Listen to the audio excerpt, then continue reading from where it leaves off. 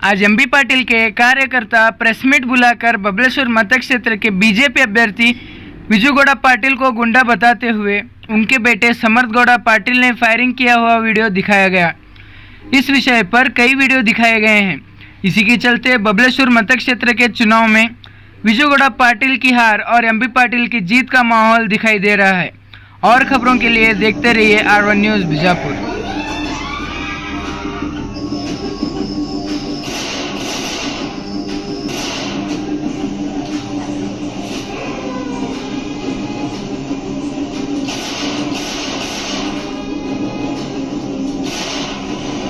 ನಾವು 6ನೇತೆ 7ನೇತೆ ಇದ್ದಲ್ಲಿ ಇದನ್ನೆಲ್ಲ ಮಾಡ್ಕೊತ ಬಂದಿದ್ದೀವಿ.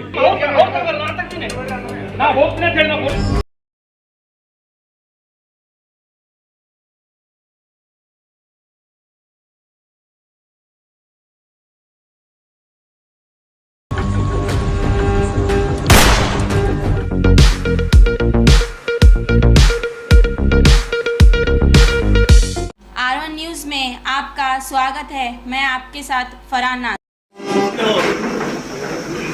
ಇದನ್ನ ಅಭ್ಯರ್ಥಿ ಸಂಭ್ರಮಾಚರಣೆಯ ವಿಧಾನವನ್ನ ನೀವೆಲ್ಲ ಗಮನಿಸಿದ್ರಿ.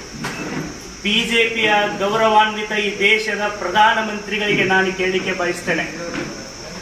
ಬಿಜೆಪಿ ಅಂತಂದ್ರೆ ದೇಶ, ದೇಶ ಅಂದ್ರೆ ದೇಶಭಕ್ತಿ, ದೇಶನ ರಕ್ಷಿಸೋದಕ್ಕಿರೋದೇ ಬಿಜೆಪಿ ಅಂತ ಹೇಳ್ತಿರೋ ನನ್ನ ಆದರಣೀಯ ಭೌತಿಕ ಪ್ರಪಂಚವನ್ನ ಆಳುತ್ತಿರುವ ಗೌರವಾನ್ವಿತ ಪ್ರೀತಿಯ ಸಂತೋಷ್ ಜಿ ಅವರಿಗೆ, ಈ ದೇಶದ ಗೃಹ ಸಚಿವರಾಗಿರ್ತಕ್ಕಂಥ ಗೌರವಾನ್ವಿತ ಅಮಿತ್ ಶಾ ಜಿ ಅವರಿಗೆ, ನಮ್ಮ ಲಿಂಗಾಯತ ನಾಯಕರು ಅಂತ ಹೇಳಿ ಇಡೀ ರಾಜ್ಯದಲ್ಲಿ ಇಂಥವರಿಗೆಲ್ಲ ಟಿಕೆಟ್ ಕೊಡೋದಕ್ಕೆ ಮುಂಚೂಣಿಯಲ್ಲಿ ಬಂದಂತಹ ಹಿರಿಯರು, ವಯೋವೃದ್ಧರು, ಜ್ಞಾನವೃದ್ಧರಾದಂತಹ ಯಡಿಯೂರಪ್ಪಾಜಿ ಅವರಿಗೆ ನಾನು ಅತ್ಯಂತ ಗೌರವಯುತವಾಗಿ ಒಂದು ಪ್ರಶ್ನೆಯನ್ನು ಕೇಳಕ್ಕೆ ಬಯಸ್ತೇನೆ. ಈ ದೇಶದಲ್ಲಿ ಬಿಜೆಪಿನೂ ಇರಬೇಕು ಅಂತ ಬಯಸುವವರು ಕಾಂಗ್ರೆಸ್ಸಿಗರು. ನೀವು ಕಾಂಗ್ರೆಸ್ ಮುಕ್ತ ಮಾಡೋದಕ್ಕೆ ಹೊರಟಿದ್ದೀರಿ. ಪ್ರಜಾಪ್ರಭುತ್ವ ವ್ಯವಸ್ಥೆಯಲ್ಲಿ ಎಲ್ಲ ರಾಷ್ಟ್ರೀಯ ಪಕ್ಷಗಳು ಅಸ್ತಿತ್ವದಲ್ಲಿ ಇರಬೇಕು ಅನ್ನುವಂತ ಸದಾಶಯ ಇಟ್ಕೊಂಡಿರೋ ನಾವು ನಿಮ್ಮ ಎಲ್ಲ ಗೌರವಾನ್ವಿತ ಬಿಜೆಪಿ ಮತ್ತು RSS ಮುಖಂಡರಿಗೆ ನಾನು ಕೈ ಮುಗಿದು ಪ್ರಾರ್ಥನೆ ಮಾಡ್ತೇನೆ. ಇಂತಹ ಪ್ರಜಾಪ್ರಭುತ್ವ ವಿರೋಧಿ ತೆರೆಯ ಮುಂದೆ ಒಂದು, ತೆರೆಯ ಹಿಂದೆ ಗೂಂಡಾ ಸಂಸ್ಕೃತಿಯನ್ನ ಪ್ರದರ್ಶನ ಮಾಡ್ತಕ್ಕಂಥ, ಗುಂಡು ಹಾರಿಸೋದ್ರ ಮೂಲಕ ಸಂಭ್ರಮಾಚರಣೆಯನ್ನ ಮಾಡತಕ್ಕಂತ ಸಂಸ್ಕೃತಿ ಇರೋರಿಗೆ ಬಿ ಫಾರ್ಮ್ ಅನ್ನ ಕೊಡುವಂತಹ ನೈತಿಕ ದಿವಾಳಿತನ ಬಿಜೆಪಿಗೆ ಬರಬಾರ್ದಾಗಿತ್ತು ಅಂತ ಹೇಳಿ ನಾನು ಈ ಸಂದರ್ಭದಲ್ಲಿ ಹೇಳಿಕೆ ಬಯಸ್ತೇನೆ. ಇದೊಂದು ಬಹಳ ದೊಡ್ಡ ನೈತಿಕ ದಿವಾಳಿ. ಇಡೀ ದೇಶದಲ್ಲಿ ಬಿಜೆಪಿ ತಲೆ ತಗ್ಗಿಸ್ತಕ್ಕಂಥ ಘಟನೆ ಇದು. ಇಂಥವ್ರಿಗೆ ಟಿಕೆಟ್ ಕೊಡೋದರ ಮೂಲಕ ಬಿಜೆಪಿ ತನ್ನ ನಿಜವಾದ ಮುಖವಾಡವನ್ನ ಬಯಲಿಗೆಳೆದಿದೆಯೋ ಅಥವಾ ನಿಮ್ಮ ನಜರ್ ಚೂಕಿನಿಂದ, ತಪ್ಪಿನಿಂದ, ಇನ್ಯಾವುದೋ ತಪ್ಪು ಗ್ರಹಿಕೆಯಿಂದ ಇಂಥವರಿಗೆ ನೀವು ಟಿಕೆಟ್ ಕೊಟ್ಟಿದ್ದೀರೋ ಅನ್ನೋದನ್ನ ಈ ರಾಜ್ಯದ ಗೌರವಾನ್ವಿತ ಎಲ್ಲರನ್ನೂ ಯಕ್ಷಗಾನ ಮಾದರಿಯಲ್ಲಿ ಟೀಕೆ ಮಾಡುವ ಬಿಜೆಪಿ ರಾಜ್ಯಾಧ್ಯಕ್ಷರಾದ ನಳಿನ್ ಕುಮಾರ್ ಕಟೀಲ್ ರವರೇ, ಇದಕ್ಕೆ ನೀವು ಉತ್ತರ ಕೊಡಿ. ಇಂತಹ ಸಂಸ್ಕೃತಿನ ನಿಮ್ದು ನಿಮ್ಮ ಸಂಸ್ಕೃತಿ ಅಲ್ಲ ಅಂತಾದ್ರೆ ಇಂಥ ಅಭ್ಯರ್ಥಿಗಳಿಗೆ ಬಿ ಫಾರ್ಮ್ ಕೊಡ್ತಕ್ಕಂಥ ನೈತಿಕ ದಿವಾಳಿತನ ಬಿಜೆಪಿಗೆ ಏನ್ ಬಂದಿತ್ತು ಅನ್ನೋದನ್ನ ಹೇಳಿ. ಇವತ್ತು ಕಣ್ಣೀರನ್ನ ಸುರಿಸ್ತೀವಿ. ತೆರೆಯ ಮುಂದೆ ಒಂದು ನಾಟಕ, ತೆರೆಯ ಹಿಂದೆ ಒಂದು ನಾಟಕ. ಇವತ್ತು ಇಡೀ ಕ್ಷೇತ್ರದಲ್ಲಿ ಒಬ್ಬ ಗುರುಮಾಳಿ ಅಂತಕ್ಕಂಥ ಒಬ್ಬ ಸಾಮಾನ್ಯ ರೈತ ಪತ್ರಾಸ್ನಲ್ಲಿದ್ದವ ಸ್ವಂತ ದುಡು ಇವತ್ತು ಕೋಟ್ಯಾಂತರ ರೂಪಾಯಿ ಆದಾಯ ಪಡಿತಕ್ಕಂಥ ದ್ರಾಕ್ಷಿ ಎಂ.ಬಿ. ಪಾಟೀಲ್ ನೀರು ತಂದದ್ರಿಂದ ಬರಂತವನು ಮನೆಗೆ ಹೋಗಿ ಗುಂಡಾಗಿರಿ ಮಾಡಿ ಆತನಿಗೆ ಬೆದರಿಸ್ತಿರಲ್ರಿ. ಇಂಥ ನೂರಾರು ಜನ ರೈತರಿಗೆ ಸಮಾರಂಭಗಳಲ್ಲಿ ಬಂದು ದೀಡ ನಮಸ್ಕಾರ ಹಾಕಿ ಮೊಸಳೆ ಕಣ್ಣೀರು ಸುರಿಸಿ ಕೈ ಮುಗಿಯೋ ನೀವು ತೆರೆಯ ಹಿಂದೆ ಮತಕ್ಷೇತ್ರದ ಗೌರವಾನ್ವಿತ ರೈತರನ್ನ ಅಪಮಾನಿಸುವ, ಆ ಮನೆಯ ತಾಯಂದಿರ ಆತಂಕವನ್ನ ಹೆಚ್ಚು ಮಾಡುವ ಪ್ರತಿ ತಾಯಿ ಇವತ್ತು ಬಯಸ್ತಿದ್ದಾರೆ. ಇಂಥವ್ರು ಬಂದ್ರೆ ಈ ಮತಕ್ಷೇತ್ರ ಏನಾಗ್ಬೋದು? ನಮ್ಮ ಮತಕ್ಷೇತ್ರ ಬಿಡ್ರಿ, ಎಂ.ಬಿ. ಪಾಟೀಲ್ ನೀರಾವರಿ ಮಾಡಿದ್ದಾರೆ. ಲಕ್ಷಾಂತರ ರೈತರ ಕಣ್ಣಿನಲ್ಲಿ ಇವತ್ತು ಆನಂದ ಬಾಷ್ಪ ಬರ್ತಾ ಇದೆ. ಆ ಪ್ರತಿ ಮನೆಯ ಮತದಾರನ ಆಶೀರ್ವಾದದ ನೆರಳಲ್ಲಿ ನಾವು 50,000 ಮತಗಳ ಅಂತರದಿಂದ ಗೆಲ್ತೇವೆ. ಆದ್ರೆ ನಿಮ್ಮಂತ ಮೊಸಳೆ ಕಣ್ಣೀರು ಸುರಿಸ್ತಕ್ಕಂಥ, ತೆರೆಯ ಮುಂದೆ ಸೌಜನ್ಯವನ್ನ ತೋರಿಸಿ ತೆರೆಯ ಹಿಂದೆ ಗುಂಡಾಗಿರಿಯನ್ನ ಅನಾವರಣ ಮಾಡಿರುವ ಅಭ್ಯರ್ಥಿಗೆ ಟಿಕೆಟ್ ಕೊಟ್ಟಿರುವ ಬಿಜೆಪಿಯ ನೈತಿಕ ದಿವಾಳಿತನ ಈ ರಾಜ್ಯಕ್ಕೆ ಗೊತ್ತಾಗಬೇಕು, ಈ ದೇಶಕ್ಕೆ ಗೊತ್ತಾಗಬೇಕು ಅನ್ನೋ ಕಾರಣಕ್ಕಾಗಿ ನಾವು ಪತ್ರಿಕಾಗೋಷ್ಠಿ ಮಾಡಿದ್ದೇವೆ. ಇದೇನ್ ಬಹಳ ದೊಡ್ಡ ಹಿಂಗ್ ಮಾಡ್ಯಾರ ಹಂಗ್ ಮಾಡ್ಯಾರ ಅಂತ ಹೇಳಿ ಆತನ ವ್ಯಕ್ತಿತ್ವ ಹನನ ಮಾಡಕ್ ನಾವು ಮಾಡಿರೋ ಪತ್ರಿಕಾಗೋಷ್ಠಿ ಅಲ್ಲ ಇದು.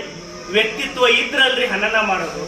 ಬಿಜೆಪಿಯವ್ರಿಗೆ ಗೊತ್ತಾಗ್ಲಿ, ದೆಹಲಿಯಲ್ಲಿರೋರಿಗೆ ಗೊತ್ತಾಗ್ಲಿ ಎಂತ ನೈತಿಕ ದಿವಾಳಿತನ ಬಂದಿದೆ. ಸಂತೋಷ್ ಜಿ ಅವರೇ, ಅಮಿತ್ ಶಾ ಜಿ ಅವರೇ, ಮೋದಿಜಿ ಅವರೇ, ನಿಮ್ಮ ಪಕ್ಷದಲ್ಲಿ ನೈತಿಕತೆ ಉಳಿಬೇಕಲ್ಲ. ನಿಮ್ ಜೊತೆ ಕಾಂಗ್ರೆಸ್ ರಾಜಕಾರಣ ಮಾಡಬೇಕಂದ್ರೆ ಎದುರಾಳದಲ್ಲಿರೋ ಪಕ್ಷದಲ್ಲಿರೋರಿಗೊಂದಿಷ್ಟು ನೈತಿಕತೆ ಇರೋರನ್ನ ವಿಧಾನಸಭಾ ಚುನಾವಣೆಗೆ ತಾವು ಇಳಿಸ್ಬೇಕಲ್ಲ. ಇವತ್ತು ಎಂ.ಬಿ. ಪಾಟೀಲ್ ಅಂತ ಒಬ್ಬ ಗೌರವಸ್ಥ, ಸಭ್ಯ, ಹೃದಯವಂತ, ನೀರಾವರಿ ತರೋದರ ಮೂಲಕ ರೈತನ ಬಾಳಿಗೆ ಬೆಳಕು ಕೊಟ್ಟಂತ ಒಬ್ಬ ಅಭ್ಯರ್ಥಿಯ ವಿರುದ್ಧ ಗೂಂಡಾ ಅಭ್ಯರ್ಥಿನ ಯಾಕೆ ತಂದು ನಿಲ್ಸಿದಿರಿ?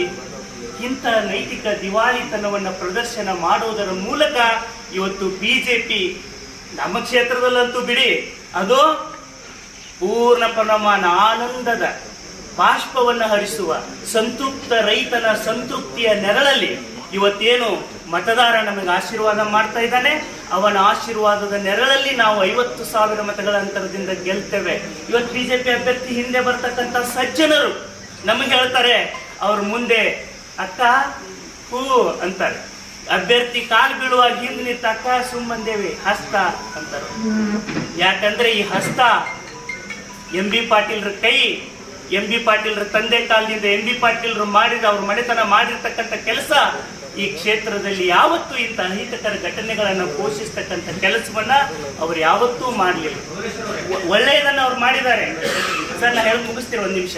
ಅದಕ್ಕೆ ನನ್ನ ಕೊನೆಯದಾಗಿ ನಾನು ನಿಮ್ಮನ್ನ ಗೌರವಾನ್ವಿತ ಅಕ್ಷರ ಮಾಧ್ಯಮ ಮತ್ತು ದೃಶ್ಯ ಮಾಧ್ಯಮದ ಎಲ್ಲ ಗೌರವಾನ್ವಿತ ನಮ್ಮ ಬಂಧುಗಳಲ್ಲಿ ಪ್ರಾರ್ಥನೆ ಮಾಡ್ತೇನೆ. ನಮ್ಮ ಬಬಲೇಶ್ವರ ಮತಕ್ಷೇತ್ರ ಬಿಹಾರ ಆಗಬಾರ್ದು, ಜಂಗಲ್ ರಾಜ್ಯ ನಿರ್ಮಾಣ ಆಗಬಾರ್ದು.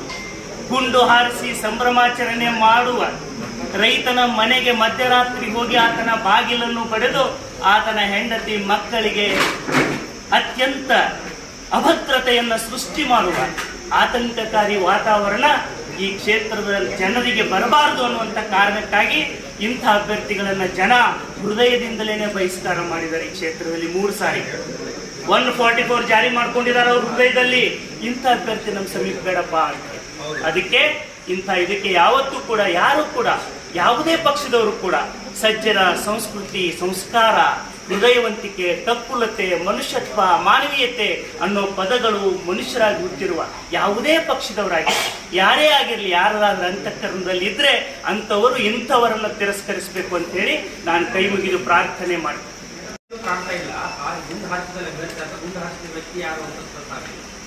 ಸರ್, ಗುಂಡು ಹಾರಿಸ್ತಕ್ಕಂಥವರು ನಮ್ಮ ಬಿಜೆಪಿ ಕ್ಷೇತ್ರದ ಅಭ್ಯರ್ಥಿಯ ಸುಪುತ್ರ ಮತ್ತು ಸಂಭ್ರಮಾಚರಣೆಯನ್ನ ಮಾಡಿ ಆದ ನಂತರ ಅವರ ಸುಪುತ್ರರು ಆ ವಿಜಯೋತ್ಸವವನ್ನು ಆಚರಿಸಿದ್ದಾರೆ.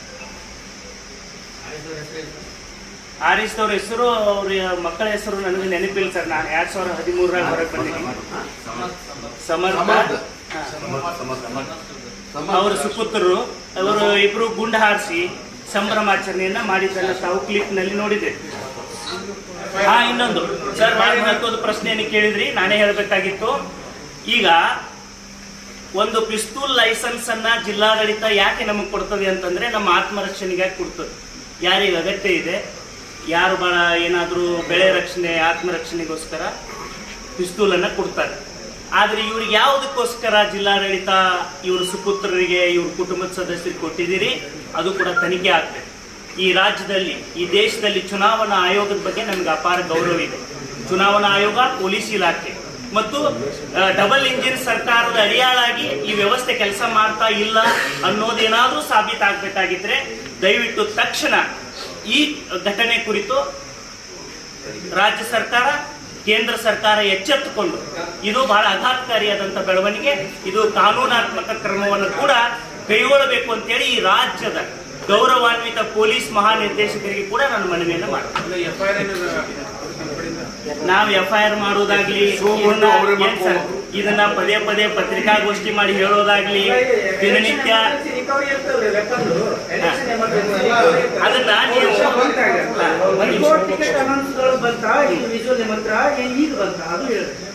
ಸರ್ ಇದನ್ನ ಈ ಎಲ್ಲ ಪ್ರಶ್ನೆಗಳನ್ನ ನೀವು ವಿಜುವಲ್ಸ್ ನಮಗೆ ಸಂಭ್ರಮಾಚರಣೆ ಕೇಳಿ ಸರ್, ಸಂಭ್ರಮಾಚರಣೆಯ ದಿನದ ಮರುದಿನ ಈ ವಿಜುವಲ್ಸ್ ಬಂದಿದೆ, ಹೌದಾ? ಕೋಡ್ ಆಫ್ ಕಂಡಕ್ಟ್ ಇದು ಕೋಡ್ ಆಫ್ ಕಂಡಕ್ಟ್ ಅಲ್ಲ, ಇದು ಏನು ಅಭ್ಯರ್ಥಿಯ ಹೆಸರುಗಳು ಅನೌನ್ಸ್ ಆತಲ್ಲ, ಅನೌನ್ಸ್ ಆದ ಮಧ್ಯರಾತ್ರಿ ಆಗಿರೋ ಘಟನೆ ಇದು, ಹೌದಾ?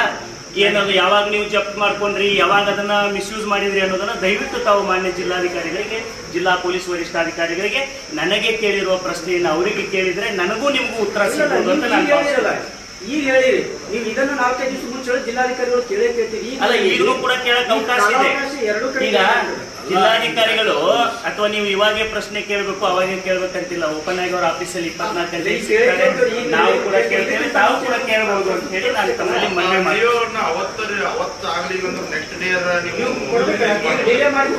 ಇದು ಅವತ್ತಾಗಿದ್ದನ್ನ ಯಾರೋ ನಮಗೆ ಅದನ್ನ ನಿನ್ನೆ ಕೊಟ್ಟಿದ್ದಾರೆ. ಅವತ್ತಾಗಿತ್ತು ಸರ್, ಇದನ್ನ ತಗೊಳ್ಳಿ, ಇಂಥ ಅಭ್ಯರ್ಥಿಗಳು ಬರಬಾರ್ದು ಅಂತ ಅವ್ರ ಜೊತೆಗಿರೋರೇ ಕೊಟ್ಟಿದ್ದಾರೆ. ಇದು ಹೆಂಗಿದೆ, ಸುದ್ದಿಯ ಮೂಲವನ್ನ ಹೇಳುವುದು ಹೇಗೆ ನಿಮ್ಮ ಪತ್ರಿಕಾ ಮಾಧ್ಯಮದಲ್ಲಿ ಅದು ಎಥಿಕ್ಸ್ ಅಲ್ವೋ, ನಮ್ಮನ್ನ ಗೌರವಿಸುವ, ಮತಕ್ಷೇತ್ರದಲ್ಲಿ ಶಾಂತಿ ಇರಲಿ ಅಂತ ಬಯಸುವ ಜನರ ಹಿತವನ್ನು ನಾವು ಕಾಪಾಡಬೇಕಾಗ್ತದೆ. ಅವ್ರು ನಿನ್ನೆ ಕೊಟ್ಟಿದ್ದಾರೆ, ನಮ್ಮ ಹೆಸರು ಹೇಳಬೇಡಿ ಸರ್ ಅಂತ ಹೇಳಿ ಇವತ್ತು ಅದನ್ನ ಪತ್ರಿಕಾಗೋಷ್ಠಿ ಮಾಡಿ ನಾವು ನಿಮ್ಮ ಮುಂದೆ ಬಹಿರಂಗ ಪಡಿಸಿದ್ವಿ.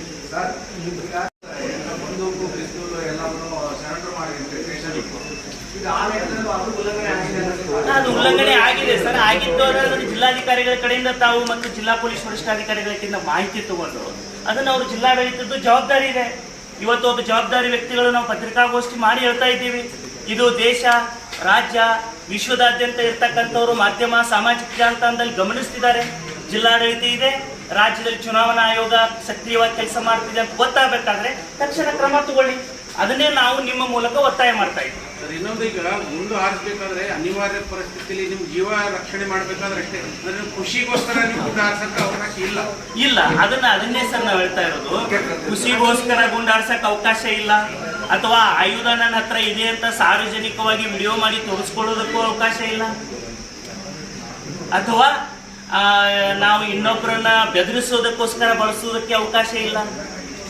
ಅದಕ್ಕೆ ಸರ್ ಇಲ್ಲಿ ಇದು ಬಿಹಾರ ಆಗಬಾರ್ದಪ್ಪ, ಇವತ್ತೇ ಹೀಗಿದೆ, ಮುಂದೆ ಈಗ ಆಗಬಾರ್ದಂತೆ ನಾವು ಪತ್ರಿಕಾಗೋಷ್ಠಿ ಮಾಡಿದ್ದೇವೆ.